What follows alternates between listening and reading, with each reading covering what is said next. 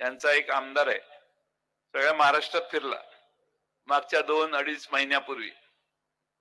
प्रचंड द्वेष तयार करणारी भाषणं त्यांनी केली आणि शेवटी म्हणायचा, मला कुणाची भीती नाही, माझा बॉस सागर बंगल्यात बसलेला आहे.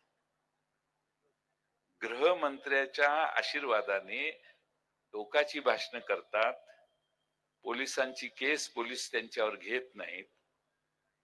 आमच्याकडे एकदा इस्लामपूरला आला हा बाळ, त्याला पोलिसांनी नोटीस दिली की तोंडातनं अपशब्द, धार्मिक वाद निर्माण करणारी भाषा वापरू नका म्हणून पोलिसांनी त्याला नोटीस पाठवली.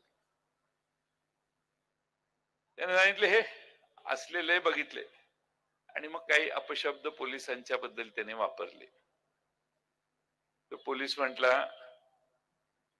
रेस्ट हाऊस मध्ये बसलाय, बाहेर ये, तुला तुझी जागा दाखवतो, ये बाहेर. बाहेर थांबतो म्हटले.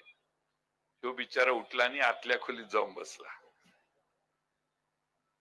तोंडानं टोकाची भाषा बोलणाऱ्यांच्यात कधी दम नसतो. भारतीय जनता पक्ष हिंदू, मुस्लिम, शीख, ईसाई यांच्यामध्ये अंतर वाढवण्याचं पाप करतात. हा महाराष्ट्र हा पुरोगामी विचाराचा महाराष्ट्र आहे.